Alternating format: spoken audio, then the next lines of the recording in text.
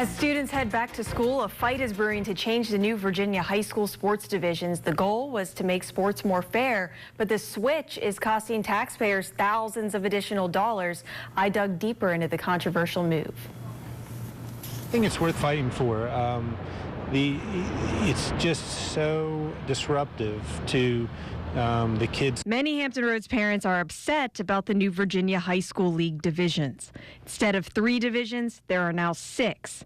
The goal was to make the game more fair, so smaller schools like Norfolk's Lake Taylor High no longer faces the larger Princess Anne High in Virginia Beach. This switch eliminated these classic rivalries, and schools are losing lots of money on ticket sales. The fans are not coming out because for years and years these rivalries have developed. Under these new divisions, students sometimes have to travel hundreds of miles just to play one game. It's kind of like a football field, but instead of running to the 10-yard line, you're running all the way to the end zone. And it's just not natural to have to go out of your area, travel an hour or two to compete against teams. That additional travel is costing taxpayers. In Chesapeake, the district forked out an additional $100,000 for sports travel. Hampton schools spent well over $45,000. Norfolk schools paid more than $35,000 just to hire bus drivers. That doesn't include the extra fuel. Portsmouth, $18,000, and Newport News, nearly $9,000. This is a tax. It is a tax on the school boards because it's costing them more money, and it's a tax on the families because it's costing them more money. Virginia Beach parent and attorney Kevin Martingale is fighting for change, and he's not alone. We would not be good stewards of the public trust if we weren't considering where exactly our money is going. The finances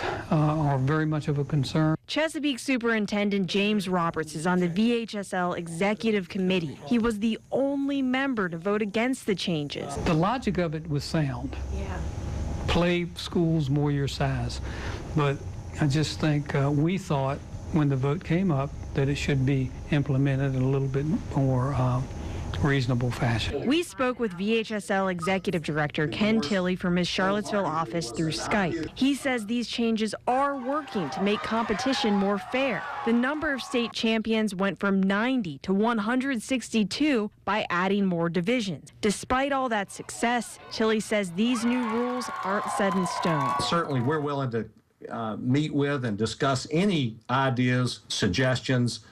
We welcome any thoughts on how we can make it better. If the majority of schools in the state vote against the new divisions, the HSL committee would have to reconsider. But each school gets only 1 vote. It should be 1 student equals 1 vote.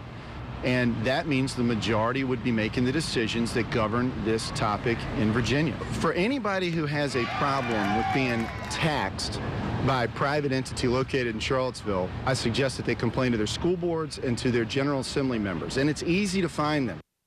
And we made it really easy for you to find your school board members. We put all their contact information right on my web story on WVEC.com. You can shoot them an email if you'd like to join the fight to change the new VHSL divisions.